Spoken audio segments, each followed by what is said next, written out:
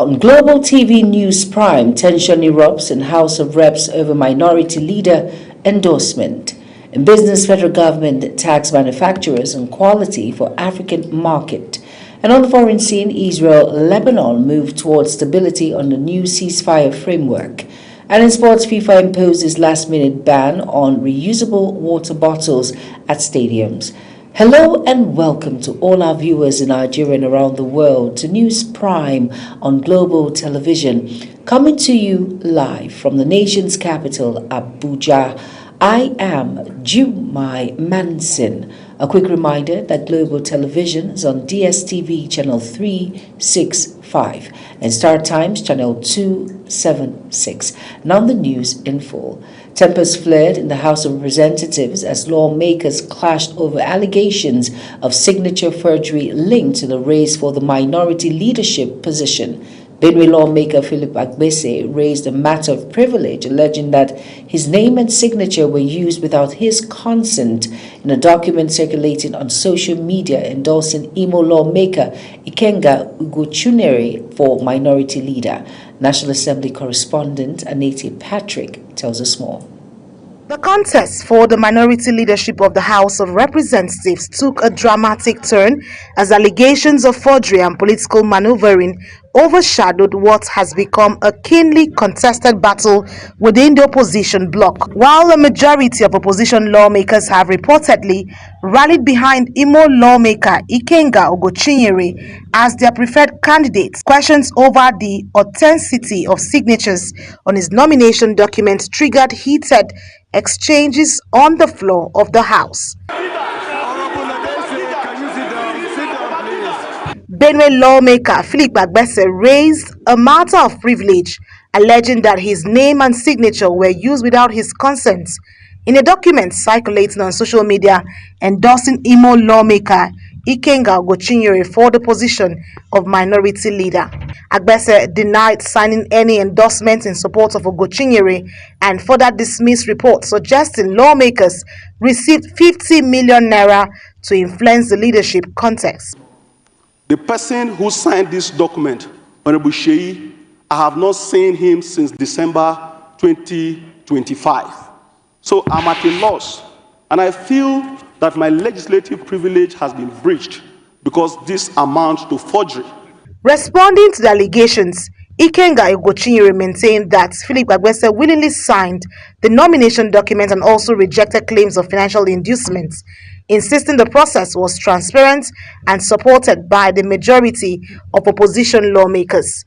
Mr. Speaker, my brother arrived from Benue late for our meeting, met me in the office, in the presence of some of my colleagues that I will bring forward, and voluntarily, on his own and independently, pledged and signed my nomination for the post of minority leader. The disagreement soon degenerated into a rowdy session as lawmakers traded accusations and points of order, forcing the Speaker to repeatedly call for calm. However, Mr. Speaker, the issue that has been raised today is criminal. Not only criminal, Mr. Speaker, is a very, very serious and sensitive issue. Restoring order after the heated exchanges, Speaker Tajuddin Abbas assured lawmakers that all allegations surrounding the nomination process, including claims of forgery, would be thoroughly investigated. Made by our dear brother. We'll take the appropriate actions when the time comes. But for now, let us be a little bit patient. Let's get the documents and let's verify and investigate and confirm first the reasonable doubt that there is a case to answer. Meanwhile, documents obtained by reporters indicate that 61 out of 81 opposition lawmakers drawn from several minority parties have endorsed Ugochunere as minority leader designate. The lawmakers reportedly submitted their nomination to the Speaker in line with House rules, expressing confidence that the leadership of the House would respect the decision of the majority within the opposition caucus. From the National Assembly, Anete Patrick, Global TV News. Meanwhile, 3 more members of the House of Representatives have defected from the All Progressive Congress APC barely 24 hours after 13 lawmakers announced similar moves. National Assembly correspondent Anete Patrick reports that Speaker Tajuddin Abbas read their letters during plenary. The report. Abubakar Zango of Adamawa State and Abdullahi El Rashid of Gombe State defected to the African Democratic Congress, while Rabiu Bala of Bauchi State joined the People's Redemption Party. The lawmakers said their decisions followed consultations with their constituents. I humbly write to formally notify you, and by extension, the entire House of Representatives of my resignation from the All Progressive Congress APC. This is the political party under whose sponsorship I was elected as a member of the House of Representatives to represent the good people of Yola North, Yola South, and Gire. This resignation is effective immediately from the date of this letter.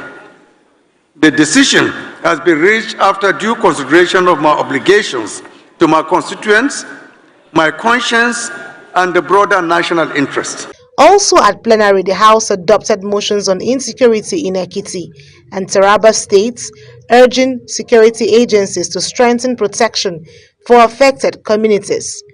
Worried that as a result of the clash, additional attacks in the, from the bandits in the border areas of Plateau and Bauchi State has compounded the issue of what is happening in Karilamid local government.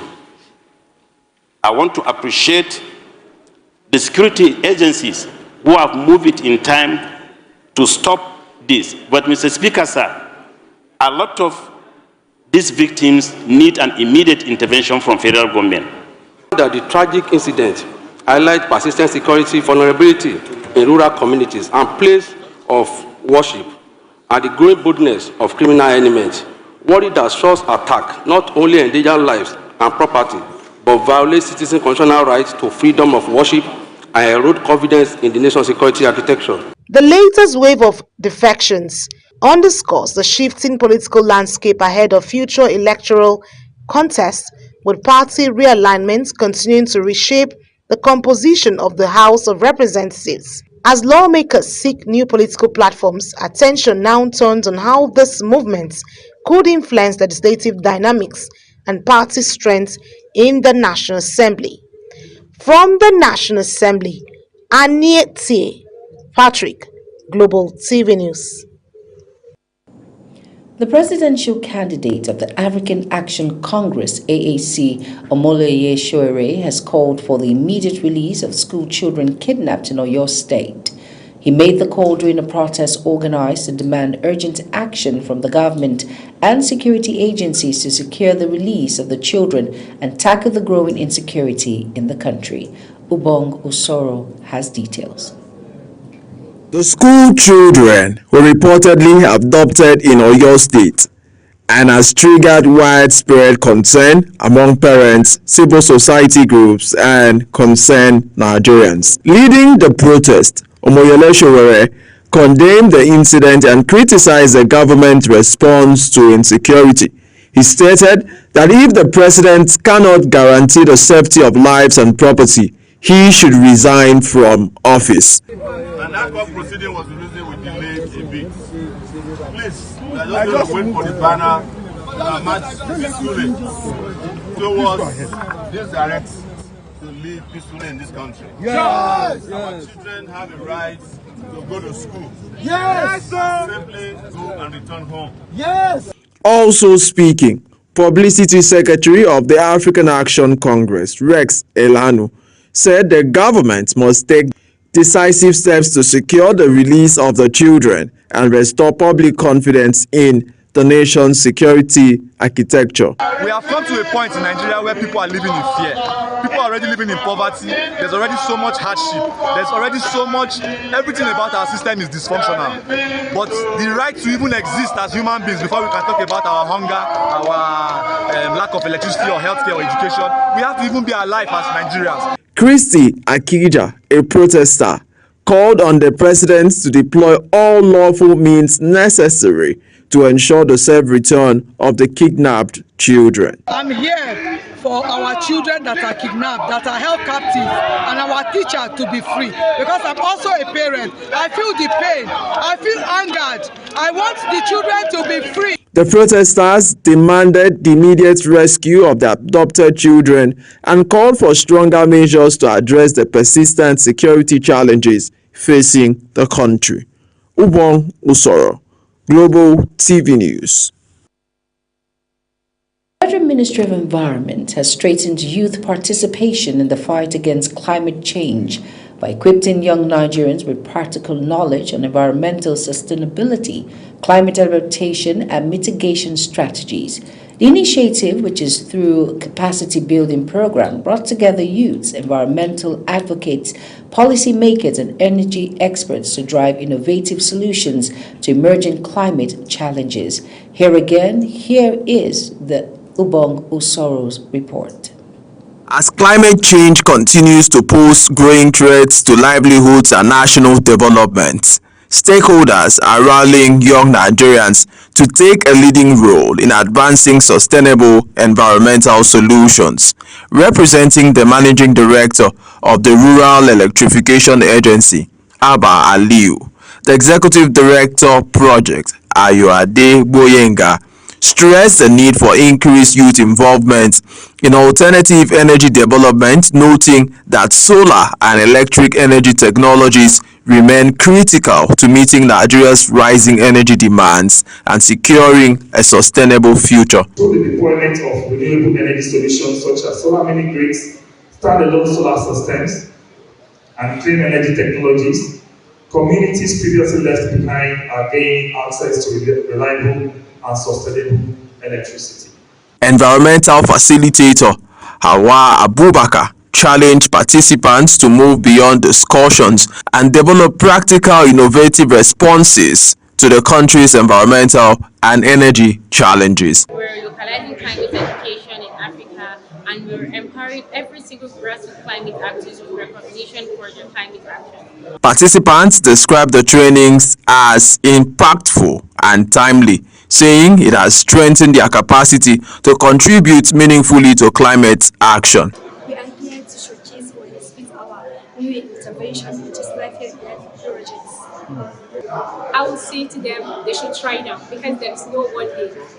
The earlier you start, the better. And the more you improve, the more you connect and learn about it. Okay. The Conference of Youth on Environment and Climate is part of the ministry's broader efforts to build a generation of environmentally conscious leaders committed to sustainable development. Ubong Usoro, Global TV News. You are watching the live broadcast of News Prime. News Prime continues after this weather forecast, plus business, foreign and sports stories on the other side of this break. Please stay with us. Hello, welcome to the weather forecast. The past 24 hours has been relatively calm in most parts of the country with no significant weather events recorded. However, the intertropical discontinuity is currently around latitude 16 degrees north. This means more moisture influx is expected into the country, creating favorable conditions for cloud development and rainfall activities, mostly across the northern and the north-central region of the country. So going into Friday, morning thunderstorms are expected in most parts of the northern region, the north-central, and some parts of the southern states. By afternoon and evening hours, these storms are expected to persist. So if you're stepping out, keep your umbrellas handy as it promises to be a busy day weather-wise. Residents are advised to keep their drainage channels clear and avoid taking shelter under trees during the thunderstorms. I am Theodora Itum. Thank you for watching.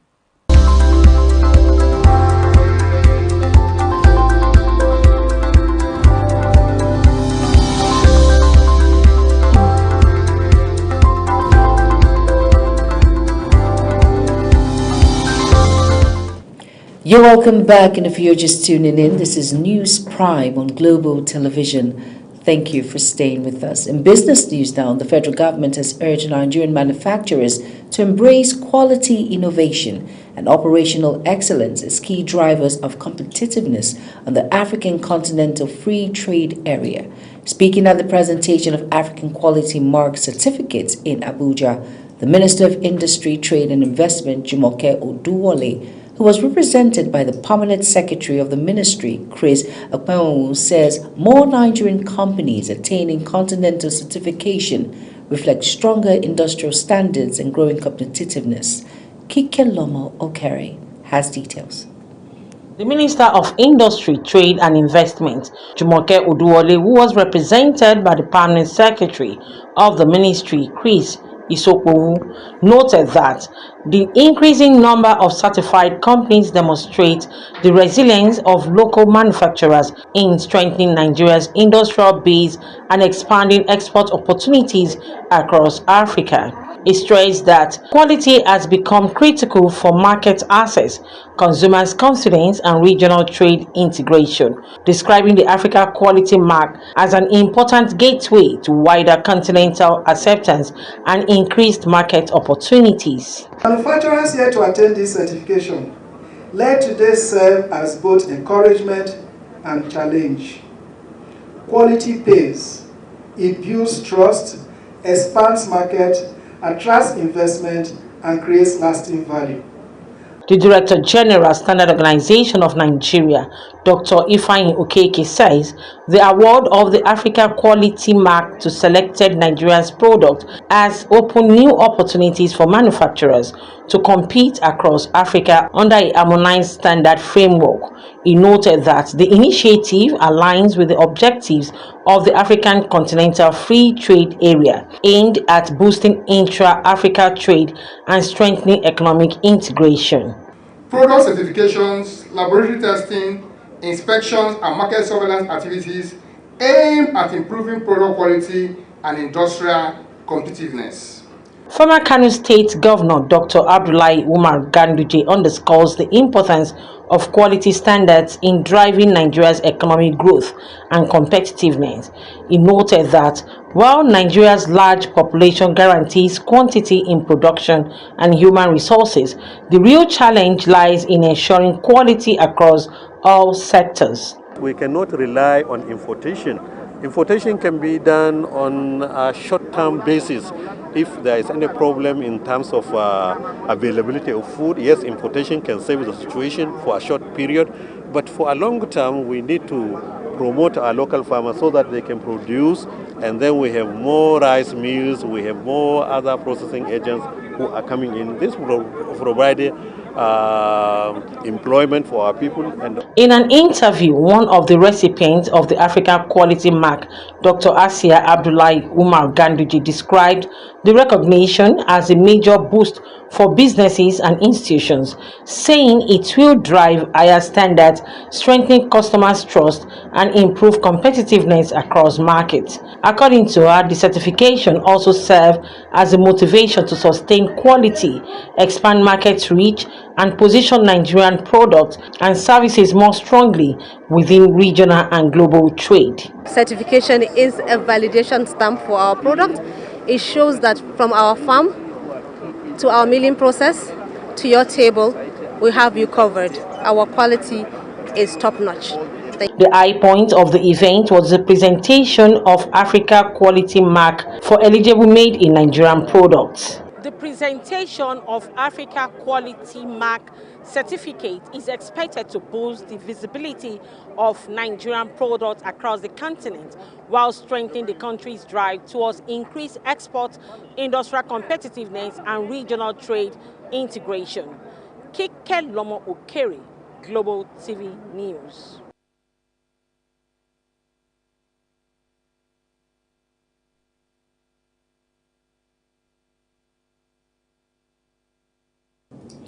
The Director General and Chief Executive Officer of the Bureau of Public Procurement, Dr. Adebowale Adedokun, has reaffirmed the federal government's resolve to deepen reforms through stronger legislation, economic inclusion, professionalization, and technology-driven procurement system. He made this known at the inaugural commemoration of the National Public Procurement Day and the Nigerian Public Procurement Evolution Showcase in Abuja. Over to Sadiat Yakubu for details.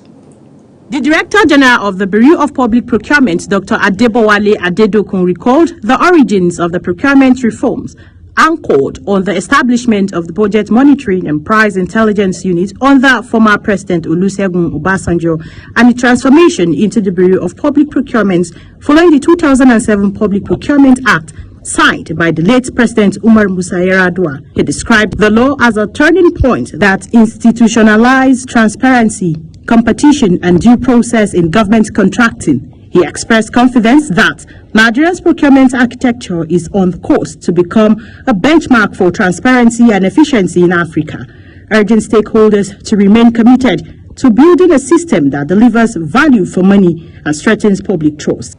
For the first time, Nigeria had a legal framework enshrining fairness, competition, and transparency in the use of public resources. That act transformed BNPIE into the Bureau of Public Procurement, giving life to the aspiration of reformers and citizens alike. The challenges and torchbearers.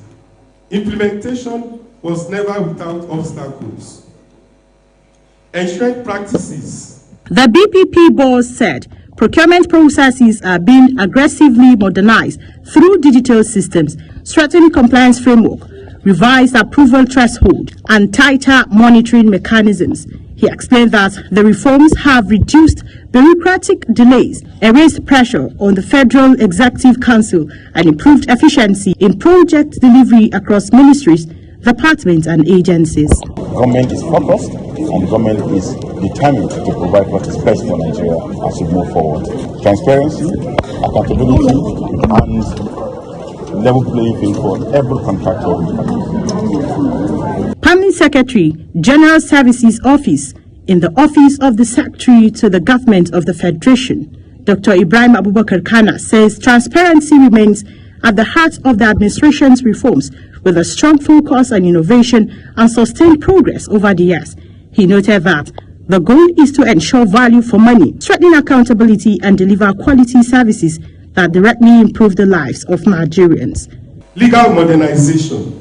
In the last 15 months, we are beginning to churn out various extant circulars, various frameworks to address inherent challenges. We are at the point of developing a national procurement transformational strategy document that will bind not only federal, but to include states and local governments towards a roadmap for long-term reform and sustainability. The event, organized by the Bureau of Public Procurement, brought together policymakers, development partners, and stakeholders to assess decades of reforms and chart a new direction for transparent governance. Sadia Yakubu, Double TV News. And on the foreign scene, Israel's ambassador to the United States, Yochel Litter, has hailed a new U.S.-backed ceasefire arrangement between Israel and Lebanon as an unprecedented diplomatic achievement. Litter says the deal could help prevent Hezbollah from returning to southern Lebanon and break decades of recurring conflict along the border. Mukhtar Qasim has details. More than 340 confirmed Ebola cases and over 60 deaths have been recorded in the Democratic Republic of Congo, with additional figures reported in neighboring Uganda. Speaking after a visit to the affected region, U.S. Secretary of State Marco Rubio says Cuba has technocrats who are ready to negotiate change in the island's governance. Speaking during a House Foreign Affairs Committee hearing, Rubio also stated the war in Sudan has become what he termed as proxy battle, calling out the United Arab Emirates and Saudi Arabia for the first time for their alleged roles in prolonging the conflict. Uyag Bomofogbe has the rest of the story. Rubio, born of Cuban parents in Florida, was asked at a House Foreign Affairs Committee hearing about the possibility of finding interlocutors within Cuba's communist regime. Cuba is under growing pressure from the United States, which has maintained an economic embargo since 1962 and more recently has used the threat of sanctions to choke off fuel shipments. Washington has also filed criminal charges against the key leader of the communist revolution, former President Raul Castro, who is 94. Secretary of State Rubio also said there are persons within the technocratic realm of the government that could play a vital role in the process, but noted that it is difficult to specify a name. Many of you are aware, unfortunately, Sudan has turned into a proxy war between multiple countries, and the divisions between the UAE and Saudi Arabia have truly complicated our ability to bring that to an end. What we're focused on there now is identifying 2 cities, or 4 cities, 2 on each side, that will serve as points of distribution for humanitarian aid. But the inability, the real frustrating thing about Sudan is that one side or the other will agree to something, but then they will not comply. So I think the next meeting of NATO and Turkey in July is probably the most important meeting in NATO's history, because there are some things here that need to be cleared up and fixed. Washington says it wants to see a transition in Cuba towards democracy and a more open economy, as well as a shift from ties with U.S. adversaries. CIA Director John Ratcliffe traveled to the Cuban capital in mid-May, and last week representatives of the U.S. and Cuban militaries met at the gates of the U.S. military base at Guantanamo Bay. And without objection, this committee stands adjourned. Uyi Agmofuegbe, Global TV News. In sports news now, FIFA has banned spectators from bringing refillable water bottles into stadiums during the 2026 World Cup, reversing an earlier policy that permitted fans to carry empty, reusable bottles into venues. The football governing body said the decision was taken on safety grounds and noted that several host stadiums in the United States, Canada, and Mexico already enforce similar restrictions. The move has drawn attention amid concerns over extreme heat during the tournament, although FIFA says hydration stations, cooling tents, and bottled water sales will be available to support fans. To end News Prime, here is a quick look at our top stories again.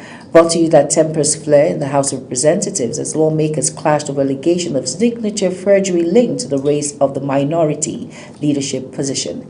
In business, the federal government has urged Nigerian manufacturers to embrace quality, innovation, and operational excellence as key drivers to competitiveness on the African continental free trade area. And on the foreign scene, Israel's ambassador to the United States, Rachel Lichter, has hailed the new U.S.-backed ceasefire agreement between Israel and Lebanon an unprecedented diplomatic achievement. And finally, in sports, FIFA has banned spectators from bringing refillable water bottles into stadiums during the 2026 World Cup. And that's it on News Prime. A quick reminder that Global TV is on DSTV channel 365 and Star Times channel 276. Kindly follow us across all social media platforms now showing on your screen by using @Global TV NG. I am Jumai Manson. Thank you for watching.